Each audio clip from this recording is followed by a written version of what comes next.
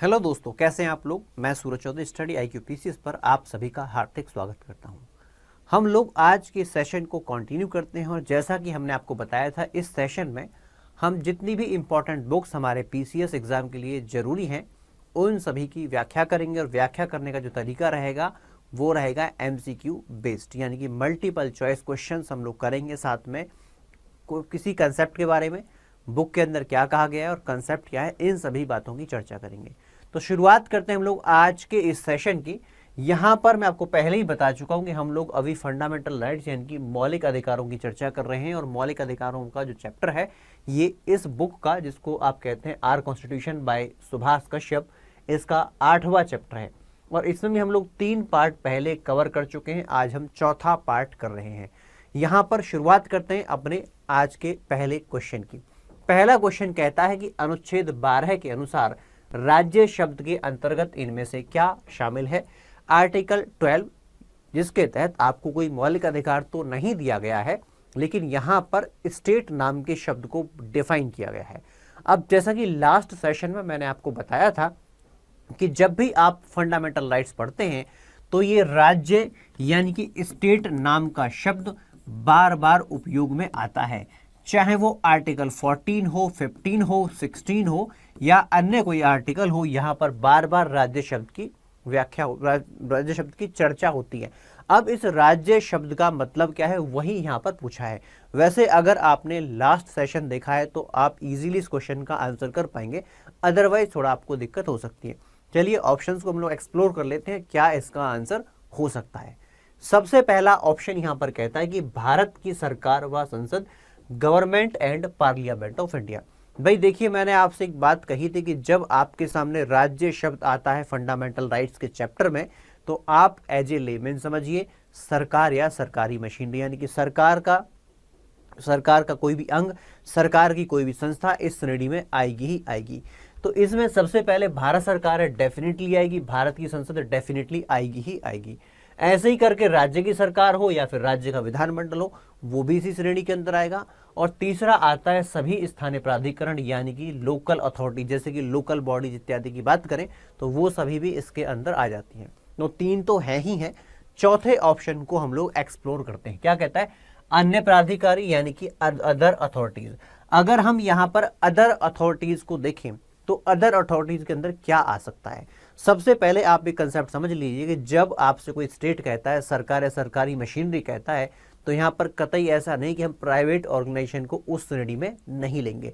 कई बार कुछ एक ऑर्गेनाइजेशन भारत के अंदर काम करती हैं और जब भारत के अंदर काम करती हैं तो उनको फंडिंग यानी कि सहायता सरकार के द्वारा दी जाती है। कई बार ये एजेंसी सरकार के कार्य को भी करती हैं, जो काम सरकार को करना चाहिए सरकार क्या करती है, इनको डेलीगेट कर देती है। क्योंकि आप जानते हैं जब गवर्नेंस आप लेकर के आना चाहते हैं तो गवर्नमेंट ज़्यादा ना हो, गवर्नेंस ज़्यादा हो, उसके क्रम में कई बार चीज़ों को सुविधाजनक बनाने के लिए कार्य को आगे बढ़ा देना चाहिए, क्योंकि यहाँ पर राज्य क्या है, एज ए फैसिलिटेटर काम करता है।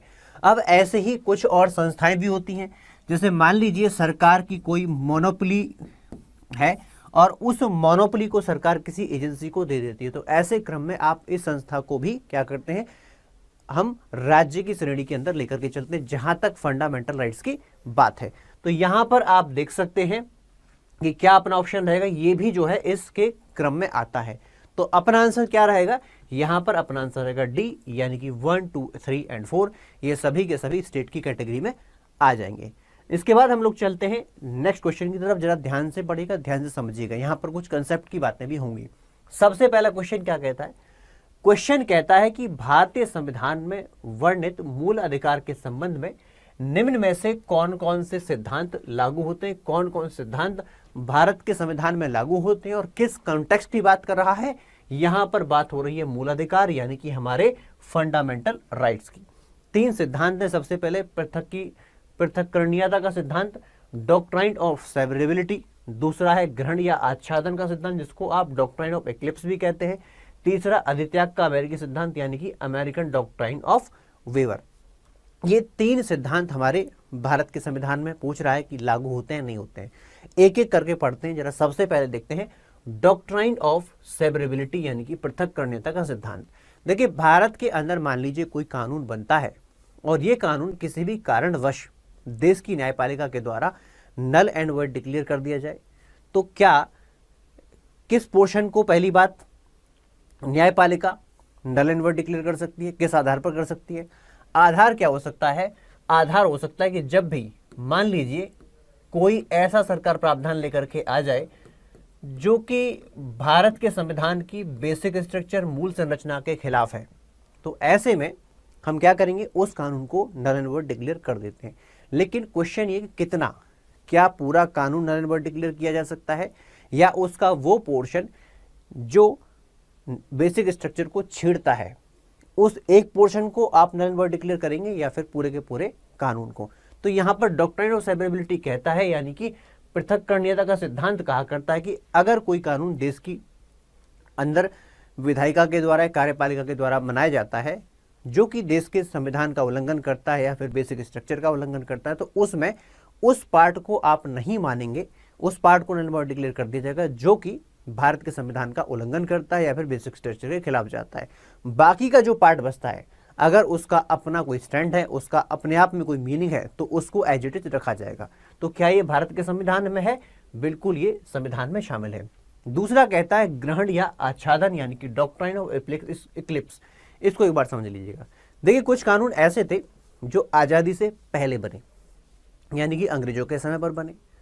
अब 26 जनवरी 1950 को जब भारत का संविधान लागू होता है, तो उस समय पर हमारे संविधान सभा के लिए, साथ में देश की संसद के लिए संभव नहीं था कि सभी कानून को हम उठा करके एक बार में बदल दें। बहुत लंबा प्रोसेस था, हर चीज को देखना जरूरी था। तो ऐसे में सभी कानून को बदला नहीं जा सकता था, तो बहुत बड़े पैमाने पर उन कानूनों को हमने कंटिन्यू किया जो अंग्रेजों के समय से बने हुए थे।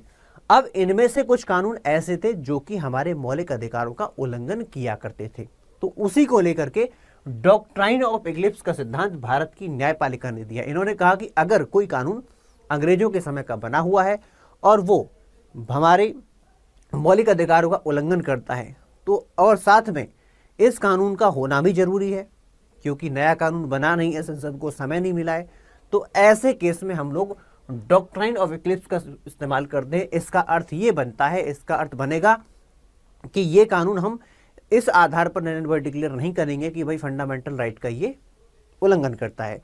तो हम क्या करेंगे, अगर कोई इसका खास क्लोज है तो उसको हम डिलीट करवा देंगे। उसके लिए हम न्यायपालिका के द्वारा देश की संसद को कह देंगे कि आप इसके अंदर बदलाव कीजिए, बाकी का कानून एज इट इज रहेगा। इसी को आप डॉक्ट्राइन ऑफ इक्लिप्स के नाम से जानते हैं। तो ये भी भारत के ऊपर लागू होता है, क्योंकि खुद न्यायपालिका ने इसको इंटरप्रेट किया है। तीसरा आता है अधित्याग का अमेरिकी सिद्धांत, अमेरिकन डॉक्ट्राइन ऑफ वेवर। इसका अर्थ क्या है? इसका अर्थ है अमेरिका के अंदर कोई व्यक्ति यदि चाहे तो अपने मौलिक अधिकार का त्याग कर सकता है, लेकिन क्या भारत के अंदर पॉसिबल है कि आपको दिए गए किसी भी फंडामेंटल राइट का आप त्याग कर सकें?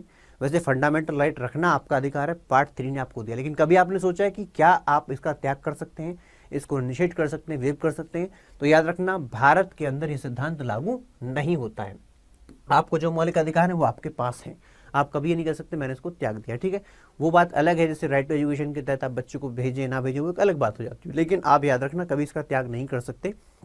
तो ये वाला सिद्धांत भारत के संविधान में हमारे ऊपर लागू नहीं होता है। तो अपने यहाँ पर दो स्टेटमेंट ट्रू हैं, 1 और 2। तो अपना आंसर क्या बनता है? यहाँ पर ए करेक्ट आंसर बन जाएगा, यानी कि 1 और 2 इज द करेक्ट आंसर। इसके बाद चलते हैं हम लोग नेक्स्ट क्वेश्चन की तरफ। नेक्स्ट क्वेश्चन कहता है यदि राज्य कोई ऐसी विधि बनाता है जो भाग 3 में वर्णित मूल अधिकारों से असंगत है, राज्य ने, देश की सरकारी मशीन ने ऐसा कोई कानून बनाया जो कि खुद भाग 3 का उल्लंघन करता है, तो वह विधि उस मात्रा तक शून्य होगी जिस मात्रा तक वह मूल अधिकारों का उल्लंघन करती है। यह कथन कहां पर वर्णित है? अभी हम डॉक्ट्राइन ऑफ सेवरेबिलिटी की चर्चा कर रहे हैं, तो क्या उसी पर आधारित क्वेश्चन है? बिल्कुल सही है, लेकिन यहाँ पर फैक्चुअल क्वेश्चन है। कई बार फैक्चुअल क्वेश्चन भी हमारे एग्जाम के अंदर आते हैं। वैसे तो कंसेप्चुअल आना चाहिए, लेकिन अगर कुछ खास फैक्ट है, जैसे कि पॉलिटी के अंदर कभी आपसे पूछ ले, आज के टाइम पर भारत के राष्ट्रपति के चुनाव की चर्चा है, आपसे पूछ ले बताइए कि भारत के राष्ट्रपति का जो चुनाव प्रणाली है, इलेक्टोरल सिस्टम है, उसका चर्चा भारत के संविधान के कौन से आर्टिकल में है, तो आपसे अपेक्षा की जाती है कि आप ऐसे क्वेश्चन का आंसर देंगे। क्यों? क्योंकि चर्चा में है और आपको पता भी होना चाहिए। तो ऐसे फैक्ट आपको जरूर आने चाहिए। तो यहां पर ये बिल्कुल सीधा सीधा फैक्ट है और इसका आंसर क्या बनेगा, ये आर्टिकल 13 का विषय है और आर्टिकल 13 की क्लॉज 2 के अंदर ये आता है। ठीक है भाई साहब, इसके बाद चलते हैं नेक्स्ट क्वेश्चन की तरफ। ये कहता है कि भारतीय संविधान के निम्न में से किन अनुच्छेदों को न्यायिक पुनर्विलोकन की शक्ति के स्रोत के रूप में माना जा सकता है, यानी कि जुडिशियल रिव्यू। सबसे पहले जुडिशियल रिव्यू का मतलब क्या है? जुडिशियल रिव्यू का मतलब है कि देश के अंदर कोई भी कानून देश की विधायिका के द्वारा बना, राज्य की विधायिका के द्वारा बना, या सरकार ने कोई आदेश दिया, यानी कि कार्यपालिका का कोई आदेश आता है। तो ऐसा कोई भी आदेश अगर आता है, कोई कानून बनता है, और अगर इसे देश की न्यायपालिका के सामने चैलेंज किया जाए कि भाई ये तो हमारे मौलिक अधिकारों पर खतरा है या भारत के संविधान के ही खिलाफ है, तो ऐसे में न्यायपालिका इसको टेस्ट किया करती है। और जब टेस्ट करती है, इसी टेस्ट को आप जुडिशियल रिव्यू यानी कि न्यायिक पुनर्विलोकन के नाम से, न्यायिक समीक्षा के नाम से जानते हैं। अब यहां पर टेस्ट किया जाता है। क्या टेस्ट होगा?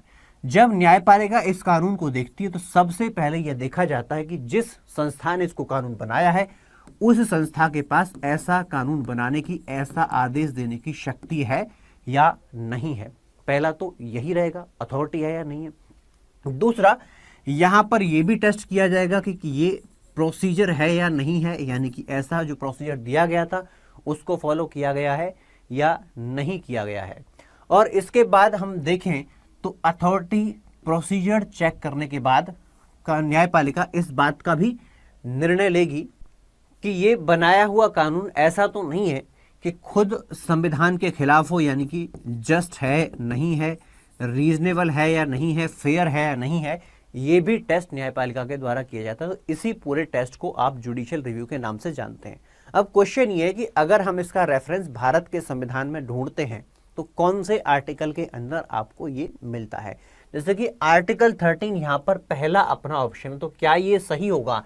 देखिए आर्टिकल 13 क्या कहता है? आर्टिकल 13 कहता है कि अगर कोई भी कानून देश के अंदर बनता है जो कि हमारे मौलिक अधिकारों को या तो सीमित करता है या फिर उनको छीन लेता है, तो ऐसे कानून को देश के अंदर नल एंड वॉइड डिक्लेयर कर दिया जाएगा, यानी किसी भी स्थिति में मौलिक अधिकारों को नहीं छीना जा सकता। लेकिन हाँ, याद रखना, इस लॉ की स्थिति में फंडामेंटल राइट्स नहीं आते हैं। ये बात ध्यान, इस लॉ की स्थिति में हमारी कॉन्स्टिट्यूशनल अमेंडमेंट्स नहीं आती, यह बात अपने ध्यान रखनी है।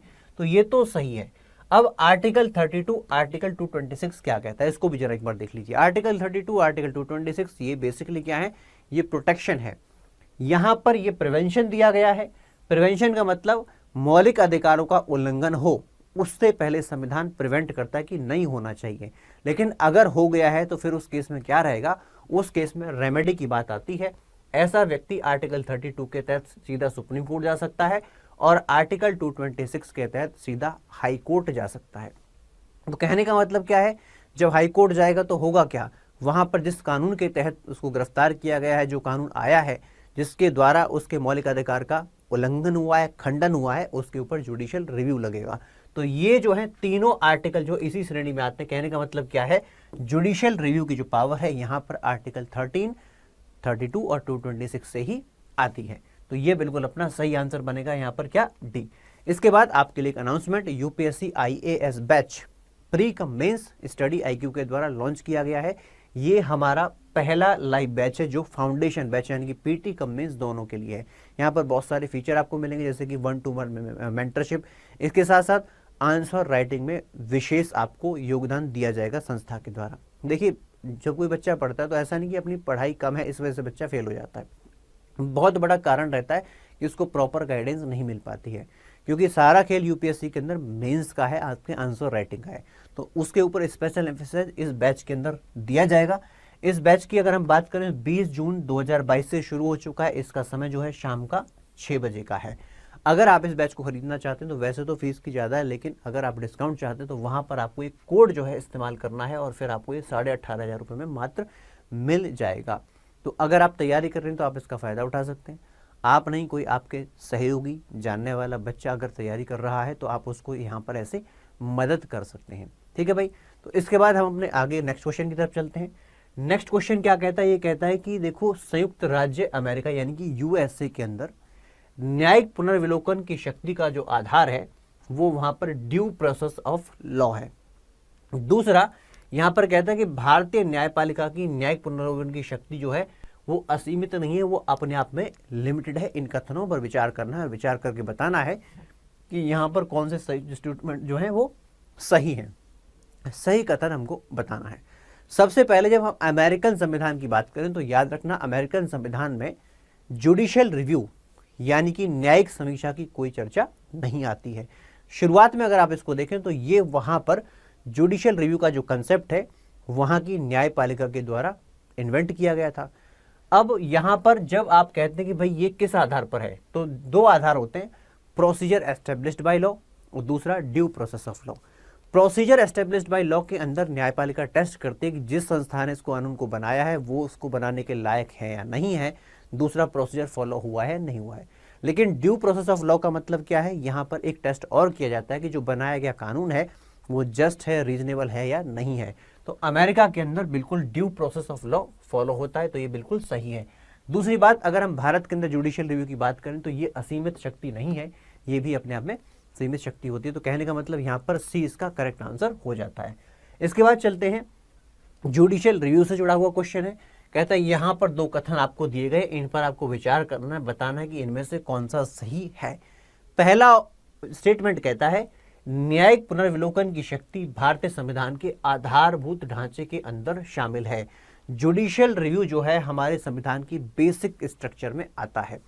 दूसरा कहता है संसद किसी भी संविधान संशोधन के माध्यम से न्यायिक पुनर्विलोकन की शक्ति पर कोई प्रतिबंध या निर्बंधन आरोपित नहीं कर सकती, यानी कि जुडिशियल रिव्यू को किसी भी अमेंडमेंट के द्वारा छेड़ा नहीं जा सकता, उसे भारत के संविधान से यानी कि उसकी अवधारणा से हटाया नहीं जा सकता है। दो स्टेटमेंट है जुडिशियल रिव्यू के बारे में। देखिए, जब बेसिक स्ट्रक्चर की बात करते हैं तो कई बार चर्चा हो चुकी है कि भाई देखो ऐसा केस भारतीय केस हुआ था 1973 का, जहां पर न्यायपालिका ने यह कहा कि भारत के संविधान के अंदर कुछ फीचर तो ऐसे हैं जिनको हटाया नहीं जा सकता है, और अगर हटाने की कोशिश की गई तो ये जो कोशिश है खुद अपने आप में एक असंवैधानिक कार्य हो जाएगा। तो कोशिश भी कई बार की गई है, अलग अलग प्रावधानों में देश की संसद ने कोशिश की है कि न्यायपालिका से जुडिशियल रिव्यू को बचाया जाए, यानी कि किसी कानून को जुडिशियल रिव्यू के बाहर रखने की कोशिश की गई है, बट उन सभी को फ्यूटाइल यानी कि बाद में न्यायपालिका ने रद्द कर दिया था। तो ये बात, दोनों ही बातें सही होती हैं कि जो न्यायिक पुनर्विलोकन है बेसिक स्ट्रक्चर का पार्ट है, इसके बिना काम नहीं चलेगा। दूसरा, यहाँ पर अगर कोई कोशिश संसद के द्वारा की भी जाती है तो वो अपने आप में असंवैधानिक हो जाएगी, यानी कि इसे किसी भी अमेंडमेंट के द्वारा छीना नहीं जा सकता। ये हमारा बेसिक राइट भी है, क्योंकि अगर आप देश के अंदर नागरिकों के मौलिक अधिकारों की रक्षा की बात करें तो ये कौन करता है, देश की न्यायपालिका करती है। और अगर कोई कानून ऐसा बनता है जहां पर देश के नागरिकों का मौलिक अधिकारों का उल्लंघन हो रहा है, तो अगर जुडिशियल रिव्यू की शक्ति हम न्यायपालिका को नहीं देंगे तो फिर वो रक्षा भी नहीं हो सकती, प्रोटेक्शन भी नहीं हो सकती। कहने का मतलब बिल ऑफ राइट्स के अंदर बहुत सारे राइट्स लिख तो सकते हैं, लेकिन उनकी गारंटी तभी देंगे जब इस प्रकार की शक्ति न्यायपालिका के पास रहेगी। तो ये अपना आंसर क्या बनेगा, यहाँ पर आंसर बन जाएगा सी। 1 और 2 दोनों के दोनों सही हैं। उसके बाद क्या कहता है, भारत और अमेरिका के न्यायालयों की न्यायिक पुनर्विलोकन की शक्ति जो है वो समान नहीं है, दोनों में जो जुडिशियल रिव्यू की पावर है वो सेम नहीं है। दूसरा कहता है कि भारतीय न्यायपालिका के पास अमेरिकन न्यायपालिका की तुलना में न्यायिक पुनर्विलोकन शक्ति जो है वो कम है। तो क्या ये दोनों स्टेटमेंट सही साबित होती है? ये दोनों स्टेटमेंट बिल्कुल सही हैं। इन किसकी बात हो रही है, जुडिशियल रिव्यू के संदर्भ में, तो दोनों सही है। कहने का मतलब क्या है, यहाँ पर आंसर क्या बनता है, अपना सी आंसर बनता है। इसका एक्सप्लेनेशन अपन लोग पहले देख चुके हैं, फैक्चुअल क्वेश्चन है। अब आते हैं आर्टिकल 31A और 31B। यहाँ पर पूछा गया कि कौन से संविधान संशोधन के द्वारा इनको भारत के संविधान के अंदर जोड़ा गया है। देखिए, आर्टिकल 31 पहले भारत के संविधान का हिस्सा हुआ करता था, जहां पर आर्टिकल 19(1)(f) के साथ में एक अधिकार दिया गया था जिसको हम कहते थे राइट टू प्रॉपर्टी, यानी कि संपत्ति का अधिकार हमारा मौलिक अधिकार हुआ करता था। लेकिन इसी मौलिक अधिकार के कारण देश की न्यायपालिका और देश की संसद में बहुत लंबे समय तक टकराव रहा, जिसको 44वें संविधान संशोधन के द्वारा हटा दिया गया था। बात समझ में आती है? तो 31 तो अलग चला जाता है, लेकिन 31A और 31B इनकी बात अगर हम करें तो इनको बेसिकली प्रोटेक्शन के तौर पर इस्तेमाल किया गया था। देश के संविधान में जब आपको राइट टू प्रॉपर्टी मौलिक अधिकार के तौर पर प्राप्त है, तो अगर सरकार कोई भूमि सुधार करना चाहती है तो भूमि सुधार यानी कि लैंड रिफॉर्म्स के संबंध में कोई अधिनियम बनाती है तो लोग उसको फंडामेंटल राइट्स के वॉयलेशन के आधार पर न्यायपालिका के अंदर चैलेंज कर दिया करते थे। तो बड़ा मुश्किल था लैंड रिफॉर्म्स करना। तो पहले संविधान संशोधन के द्वारा आर्टिकल 31A को भारत के संविधान में जोड़ा गया और ये कहा गया कि अगर कोई भी कानून देश के संसद के द्वारा बनता है जो आर्टिकल 14, 19 का उल्लंघन करता है तो हम उसको क्या करेंगे, नल एंड वॉइड नहीं मानेंगे। दूसरा क्या कहता है यहाँ पर आर्टिकल 31B आता है, ये कहता है कि अगर किसी कानून को हम 9th शेड्यूल के अंदर रख दें, 9वीं अनुसूची के अंदर रख दें, तो वहां पर क्या होगा, जुडिशियल रिव्यू नहीं लग सकता, यानी कि सुप्रीम कोर्ट, हाई कोर्ट उसकी न्यायिक समीक्षा नहीं कर सकते। ये दो हथियार जो है वो पहले संविधान संशोधन के द्वारा जोड़ दिए गए थे। हालांकि आज के टाइम पर 9th शेड्यूल की स्थिति क्या है, आज के टाइम पर 9th शेड्यूल के अंदर कोई कानून अगर प्लेस किया जाता, रखा जाता है, तो उसमें एक बात आप समझ लीजिए कि आज के टाइम पर उसका जुडिशियल रिव्यू हो सकता है, प्रोवाइडेड दैट कि ऐसा कानून 24 अप्रैल 1973 या उसके बाद इस लिस्ट के अंदर आया हो। तो ये ध्यान रखिएगा 9th शेड्यूल के बारे में, ठीक है। कई बार क्वेश्चन ऐसा आ जाता है। उसके बाद फैक्चुअल क्वेश्चन है, लेकिन पूछा जाता है कि भाई क्या कहा गया है, विधि के समक्ष समता, इक्वालिटी बिफोर लॉ, आर्टिकल 14 बहुत इत्मीनान से मैंने आपको बताया था, और पूछा गया कि ये जो कंसेप्ट हम लोगों ने कहां से लिया है। देखिए इक्वालिटी बिफोर लॉ कंसेप्ट जो है वो निकल करके आता है किससे, रूल ऑफ लॉ से, यानी कि हिंदी में आप कहेंगे ये आता है विधि के शासन से। अब विधि के शासन में सीधा सा सिद्धांत बनता है कि हम क्या करेंगे, कानून के लिए हर व्यक्ति समान है, इसमें किसी के पास कोई विशेष अधिकार नहीं है। विशेष अधिकार छीन लिया गया था, तो इसलिए मैंने आपको बताया था कि ये नेगेटिव कंसेप्ट है, नकारात्मक सिद्धांत के तौर पर इसको देखा जाता है। लेकिन इसके साथ साथ मैंने ये भी बताया था कि ये अगर रूल ऑफ लॉ पर आधारित है तो ये कहां से आएगा, डेफिनेटली ये ब्रिटेन से ही आएगा। तो ये सी इसका आंसर बन जाता है। इसके बाद नेक्स्ट क्वेश्चन कहता है विधियों का समान संरक्षण जो है, यानी कि इक्वल प्रोटेक्शन ऑफ लॉ, ये अपन ने कहां से बोरो किया है। तो इसको हम कहां देखते हैं, इसको हम लोग पॉजिटिव कंसेप्ट के रूप में देखते हैं और कहते हैं कि अगर दो व्यक्ति समान परिस्थितियों में नहीं है तो उनके लिए कानून भी बराबर नहीं होगा। अगर कोई डिप्राइव्ड सेक्शन में आता है, यानी कि ऐसी स्थिति में है जिसको आप कह सकते हैं जिनको छोड़ दिया गया है, जो समाज के मेन मुख्य धारा से बिल्कुल अलग हो गए हैं, तो उनको मुख्य धारा में लाने के लिए क्या किया जाएगा, विशेष संरक्षण दिया जाता है, विशेष प्रकार की पहचान दी जाएगी, और उसी पहचान के आधार पर सरकार उन्हें विभिन्न प्रकार की सुविधाएं भी दिया करती है। तो ये इक्वल प्रोटेक्शन ऑफ लॉ का जो सिद्धांत है, जो कि पॉजिटिव कंसेप्ट है, ये आता है यूएस कॉन्स्टिट्यूशन से। कहां से, अमेरिकन संविधान से आता है। उसके बाद लास्ट क्वेश्चन क्या कहता है, विधि के शासन, रूल ऑफ लॉ, जो मैंने अभी आपसे कहा था कि रूल ऑफ लॉ क्या होता है। रूल ऑफ लॉ का मतलब है देश के अंदर कानून के सामने सब बराबर है। किसी व्यक्ति को पनिशमेंट देना है तो कब देंगे, जब उसने कोई अपराध किया है, अपराध किया यानी कानून का उल्लंघन किया है, तभी उसको पनिशमेंट दिया जाएगा। किसी के पास कोई विशेषाधिकार नहीं है। हर व्यक्ति जब कोई अपराध करता है तो उसके ऊपर साधारण कानून के तहत दंड दिया जाता है। और लास्ट में कंसेप्ट क्या दिया गया था कि अगर हम संविधान को देखें तो संविधान लोगों के अधिकारों का एक परिणाम है।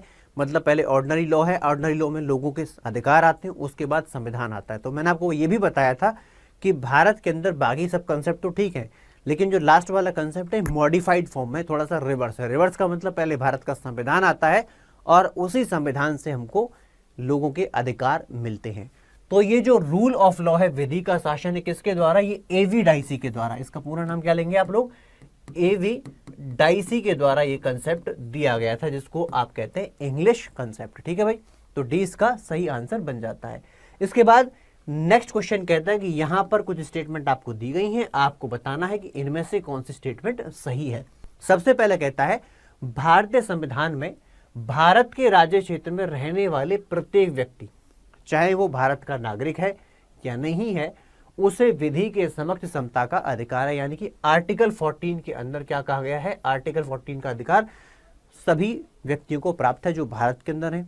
क्या ये सही स्टेटमेंट है? बिल्कुल सही है, क्योंकि आर्टिकल 14 हर व्यक्ति को प्राप्त है।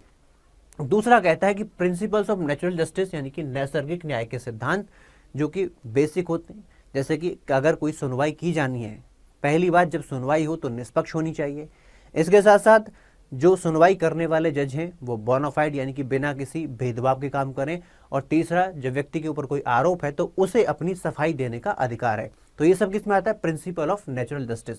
आर्टिकल 14 के अंदर क्या ये निहित है? तो ये बिल्कुल सही है कि ये आर्टिकल 14 के अंदर निहित है, तभी तो आप इक्वलिटी बिफोर लॉ को जस्टिफाई करेंगे, अदरवाइज कैसे कर पाएंगे? तो दोनों स्टेटमेंट जो है यहाँ पर सही है और इसीलिए अपना आंसर क्या बनेगा? 1 and 2 बोथ, यानी कि सी ऑप्शन जो है वो सही साबित हो जाता है। अब अगर आपका कोई क्वेश्चन है तो आप मुझसे अपना क्वेश्चन डायरेक्ट पूछ सकते हैं। वैसे तो कमेंट बॉक्स में आपके पास ऑप्शन होता है कि आप लिख दें और वहां से मैं आपके क्वेश्चन का आंसर दे दूं, लेकिन अगर आप वहां नहीं करना चाहते तो मेरे सोशल मीडिया हैंडल्स पर जाकर के आप मुझे क्वेश्चन लिख सकते हैं। I will definitely respond.